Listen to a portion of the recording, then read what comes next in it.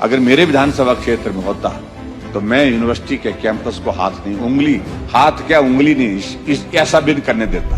जयराम ठाकुर को गुस्सा आता है, पहले नहीं आता था, मेरी भूमिका है। और जिस भूमिका में आज की तारीख में हूँ, अब मुकेश जी आजकल शांत हैं, पहले पूरे 5 वर्ष पूरा अशांत रहे। तो ये हिमाचल बेचने का बहुत बड़ा पाप जो है अपने कल जो माथे पर है, इस चीज पे बिल्कुल आगे मत रुको, यहीं रुक जाइए।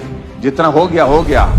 बच्चे को कहते हैं कि नहीं ये खिलौने तो सड़क पर लेट जाता है। तो ऐसी स्थिति हमारी सरकार की है। कोई भी सदस्य उसमें उस तरफ से यहाँ बोले जा रहे हैं और हर कुछ बोले, जो भी बोल रहे हैं ऐसी भाषा में बोल रहे हैं, तो मुख्यमंत्री जी हंसते हैं। क्या विपक्ष के अधिकार यह समाप्त कर दिया गया कि वो खड़े होकर के बात ही नहीं करेंगे? क्या विपक्ष बोलेगा ही कुछ नहीं? क्या विपक्ष पूछेगा ही कुछ नहीं?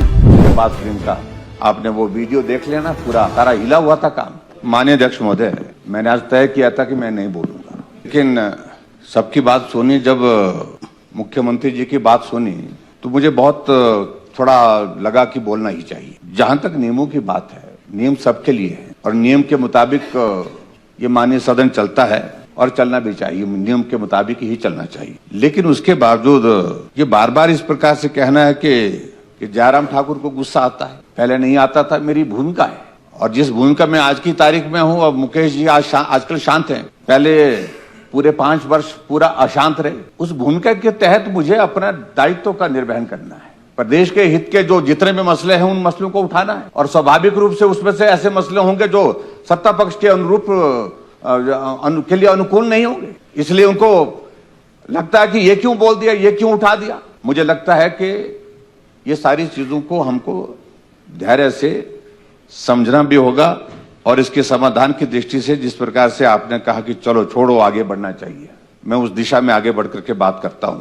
और विशेष तौर से अध्यक्ष महोदय, विशेष तौर से फिर जब कंक्लूड हो गई चीजें, उसके बाद फिर हट फिर करके आपको थोड़ा फिर से प्रोवोक करने की दिशा में पुरानी यादें ताजा करने की कोशिश, अगर पुरानी यादें ताजा करने लगे इस सदन में, हमने पिछले 27 वर्षों में क्या क्या चीजें देखी हैं, फिर तो बहुत चीजें निकलेंगी उसमें। जब चीजें समाप्त हो गई है तो मुझे लगता है कि आगे बढ़ना चाहिए। हमारा अध्यक्ष महोदय विषय इस तरह था, पहले जब नेगी जी बोल रहे थे, मेरे पड़ोसी हैं, इनको रेवेन्यू पर रिप्लाई, उस डिस्कशन का रिप्लाई इनको करना था।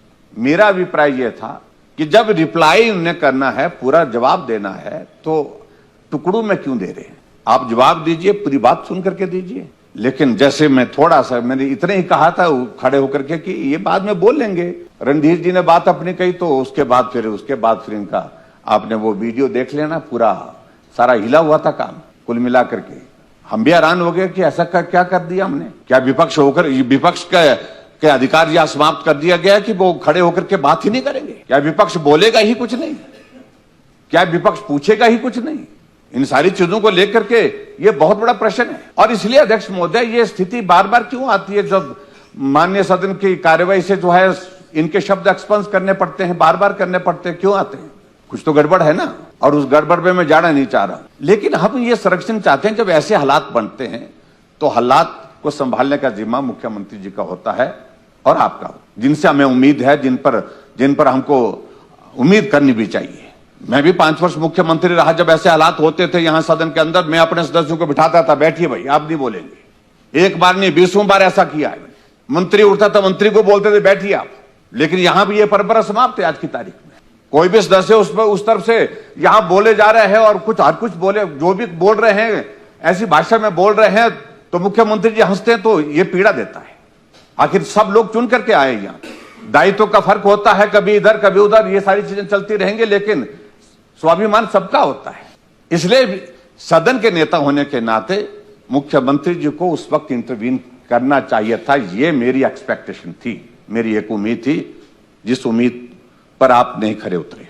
इसलिए इस सारी चीज को लेकर के मैं सिर्फ इतना ही कहना चाह रहा हूं, और आगे के लिए इन सारी चीजों का ध्यान रखना चाहिए हमको। Thank you. मैं चाहूंगा कि अब चर्चा को हम आगे बढ़ाएं, आगे बढ़ करके बहुत महत्वपूर्ण विषय पर, जहां बीती स्थिति पर चर्चा होने की बात है। ये सदन चल रहा है अध्यक्ष महोदय, इस सदन में इस विषय को लेकर के चर्चा नहीं हो पाई है, लेकिन पूरा देश चर्चा कर चुका है कि हिमाचल प्रदेश में कर्मचारियों को सैलरी नहीं मिली, पेंशन को पेंशन नहीं मिली, पूरे हालात पर चर्चा। भाई रुकिए जरा, लेकिन ये हालात, ये तभी हमने गलत क्या पूछा? अगर कोई हमने कोई ऐसा कोई पॉलिटिकल इश्यू उठाया होता, सबसे पहले जब सदन चल रहा है तो सबसे पहले प्रदेश की आर्थिक स्थिति के हालात की जानकारी लेने का अधिकार अगर है तो इस माननीय सदन को है। इससे डिप्राइव किया है आपने। सबसे पहले यह चर्चा होनी चाहिए थी। यह दुर्भाग्यपूर्ण है और इसलिए अध्यक्ष महोदय जो भी है, अब आज चर्चा है, इस चर्चा पर हम अपनी बात कहेंगे, लेकिन मेरा इतना जरूर है कि नियम सब पर रहते हैं, विपक्ष पर भी और सत्ता पक्ष पर भी। और सत्ता पक्ष के लिए संयम बहुत आवश्यक है, ये बता रहा हूं मैं आपको, संयम बहुत आवश्यक है। विपक्ष की एक भूमिका है, लेकिन सत्ता पक्ष की भूमिका यह है कि सदन व्यवस्थित ढंग से संचालित हो, इसमें सहयोग करें अध्यक्ष महोदय जी का। और ये दायित्व तो ज्यादा आपके ऊपर है, जिसका निर्वहन आप नहीं कर रहे हैं। ये मैं आपके माध्यम से यहां कहना चाहता हूं। धन्यवाद। माननीय अध्यक्ष महोदय, मैं देख रहा हूं कि वर्तमान सरकार का एक काम करने का एक ये तरीका है, वजिद होकर के जिद करना, और जिद भी बालक की तरह करना। कोई बच्चा बाजार में से जाता है, खिलौने की दुकान उसको दिखती है तो जिद करके खिलौना लेने के लिए वो कहता है। जब उसके पेरेंट्स बच्चे को कहते हैं कि नहीं ये खिलौना, तो सड़क पर लेट जाता है।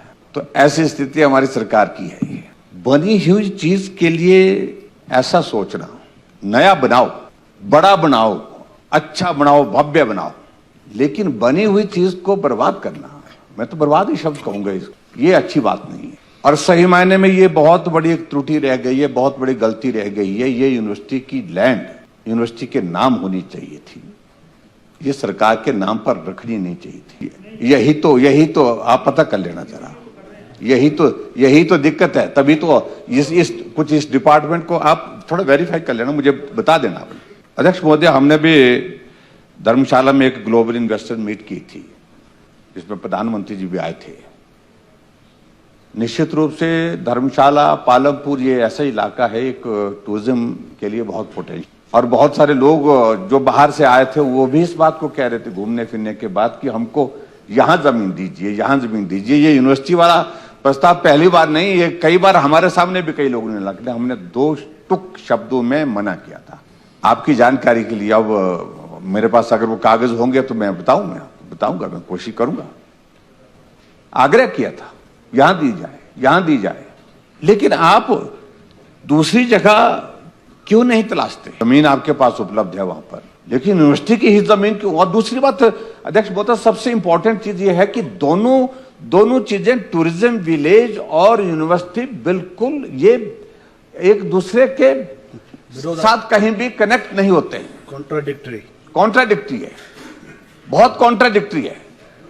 यूनिवर्सिटी में एक एटमॉस्फेयर चाहिए आपको पढ़ने के लिए, एक माहौल चाहिए, और उस कैंपस में दूसरी कोई इंटरफेरेंस नहीं चाहिए, ताकि बच्चे वहां रिसर्च कर सके, पढ़ाई कर सके, और उसके बाद जो है देश दुनिया में अच्छा काम कर सके।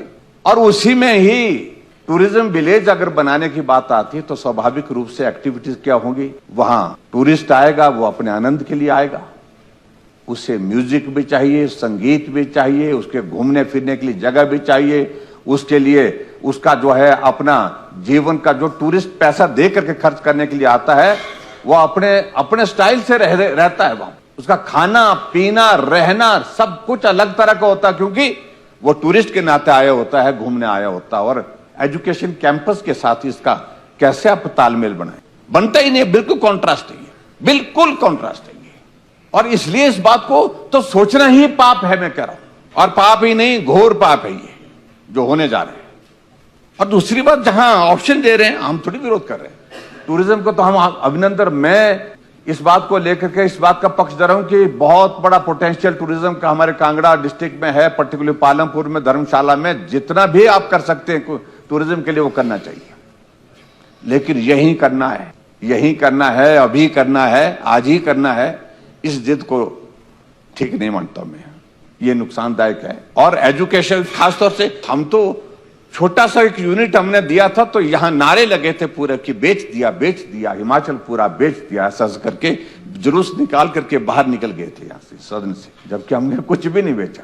और ये तो सीधी बात है, किसी जो लोग आएंगे बाहर से आएंगे, वो इन्वेस्ट करेंगे और शायद मुझे लगता है कि पता नहीं देश के भी होंगे या नहीं होंगे, या देश के बाहर के लोगों को बेच रहे हैं। ये तो और भी चिंता का विषय है।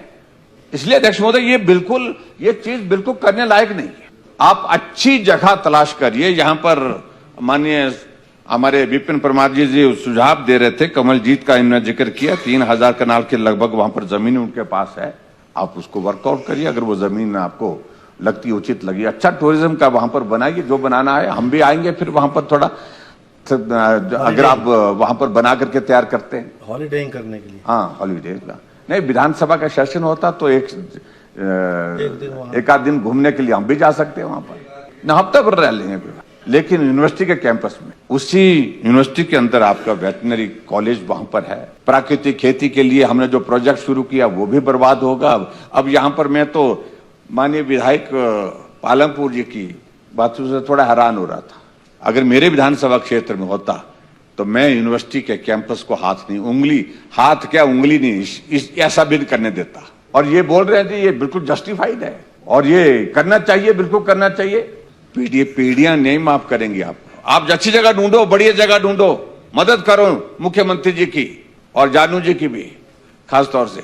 ये सारा सब मिलकर के चाह रहे हैं कि भाई टूरिज्म होना चाहिए, हम उसका विरोध थोड़ी कर रहे हैं। लेकिन अच्छी जगह ढूंढो, लेकिन कैंपस को बर्बाद मत करिए। बनी हुई चीज को बर्बाद करना ये बहुत गलत सोच है। इसलिए इस जिद से बाहर निकलो, अच्छा रहेगा।